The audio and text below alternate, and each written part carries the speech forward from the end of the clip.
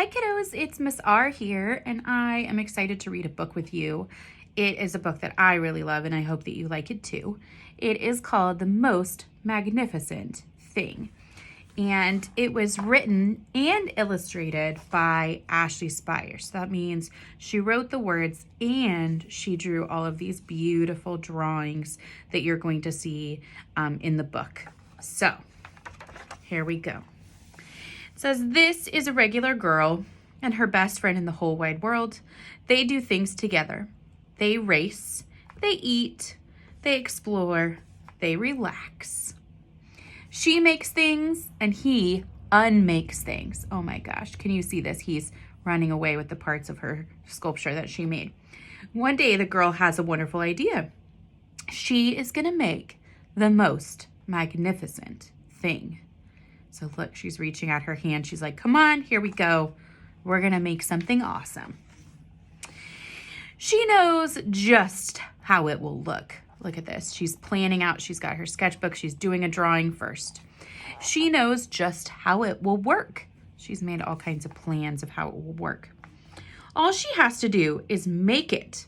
And she makes things all the time. Easy peasy. First, she hires an assistant. Oh my gosh, I'm gonna get this close. I want you to look at what she's doing. She's interviewing her puppy dog. He even has a little bow tie on to see if he can be her assistant, if he can help her out. Next, they gather their supplies. They set up somewhere out of the way and they get to work. So they're out on the street in front of their house. It looks like maybe this is Mom. And they've gathered all of their supplies and things. Look at this. They have all kinds of recycled things here. And even the little puppy dog has a tiny little hammer in his mouth because he's ready to go. Her assistant is ready to help. The girl tinkers and hammers and measures, while her assistant pounces and growls and chews. Those are his jobs. He's pretty good at it. When she is finished, she steps back to admire her work. She rocks around one side and her assistant examines the other side. She's looking over here. He's looking over here. It doesn't look right. Her assistant picks it up and gives it a shake. It doesn't feel right either. They are shocked to discover that the thing isn't magnificent or even good. It isn't really sort of okay. In fact, it's all wrong. The girl tosses it aside and gives it another go. So she made the first one and she realized this is not it at all. And she did just the right thing. Look, she just put it off to the side and she tried again. She smooths and she wrenches and she fiddles. And her assistant tugs and wags. She's wagging his tail and tugging at things as she's working. When she's finished, she stands up and she takes a long look at it. Her assistant gives it a nudge with his paw. The thing is still all wrong. She decides to try again. Okay, so here's the other one. She's just putting it over there with that. She's like, we're still gonna try again. The girl saws and glues and adjusts. She stands, examines, and stares. She twists and tweaks and fastens. She fixes and straightens and studies. Look at all the things she's doing to build. She tries all different ways to make it better.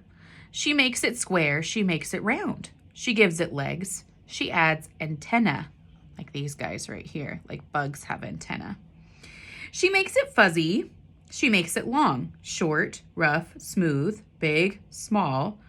One even smells like stinky cheese, but none of them are magnificent.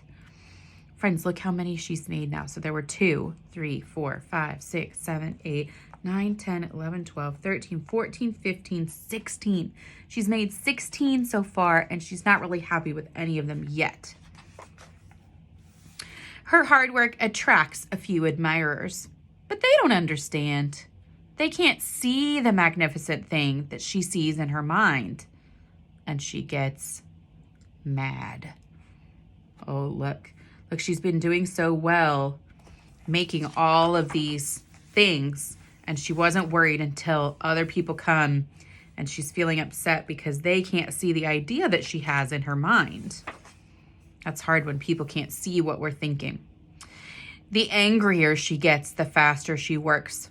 She smashes pieces into shapes. She jams parts together. She pummels the little bits in. So now she's not tinkering, right? She's really kind of smushing and pounding it together.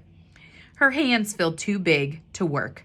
Her brain is too full of all of the not right things. If only this thing would just work. Oh my gosh, look at this. She looks so frustrated. I want to show you something silly. So look, she looks so mad. She's so angry, but look at what her little dog is doing. He's also feeling really frustrated, and he can't shout and yell. So he shows his upsetness in his own way. Ugh, gross. Oh no, look what happens. Crunch. So they said she was working too quickly. Look back here, it says, the angrier she gets, the faster she works. Look what happened. So she was going way too fast and she crunched her finger. It says the pain starts in her finger and it rushes up to her brain and it explodes. This is not her finest moment. So not something she feels really proud of, right? She's been working so hard so far, but now she got really mad and she gets really angry. I am not good at this, she said. I quit. Oh man, she's done such a good job of sticking with it, hasn't she? Until now, she's just so mad. Her assistant suggests a walk. Look, he has his leash. He's bringing it to her. He's saying, we need a break. It's not much help at first. Look how mad she still looks. Oh, look, they meet a friend. And now they're playing with a new friend. They met on the sidewalk. And up here, she sees something fun walking down the street. Before long, she starts to feel different. And it goes over to here. But bit by bit, the mad gets pushed out of her head. So taking a break was a good thing. Look, she's going for a walk. She meets a new friend. She sees something beautiful. She even gets, it looks like this is like a cookie from a bakery. Takes a break, takes a walk, gets a snack. As they stroll along, she comes across the first wrong thing that she made. The bad feelings are about to start all over again. But then she notices something surprising. There are some parts that are wrong things that are really quite right, actually. The bolts on one, the shape of another, the wheel to seat ratio of the next. These are all sorts of parts of things that she likes. So she's noticing as she's looking at them again that each one of them, although it's not right, does have something about it that is right. By the time she reaches the end of the trail, she finally knows how to make the most magnificent thing. She gets to work. She works carefully and slowly, tinkering and hammering and twisting, fiddling and gluing and painting. Her assistant makes sure that there are no distractions. Look, these people are coming along. This little guy said, this one is all wet. And this woman said, this will stop that leak. And this man said, this is the perfect thing to ward off bears. So it's the perfect thing, not for what she needs, but it's the perfect thing for him. The afternoon fades into evening, and finally, she finishes. She alerts her assistant. Look at him. He laid down and took a nap. That's not a very good assistant, is it? So all these people saw these things that worked for them, and they took them, and they left with them because it was a good choice for them. The pair take a good, long look. It leans to the left, and it's a bit heavier than she expected. The color could use a bit of work too, but it's just what she wanted. They climb aboard and they take it for a spin. They are not disappointed. It really is the most magnificent thing.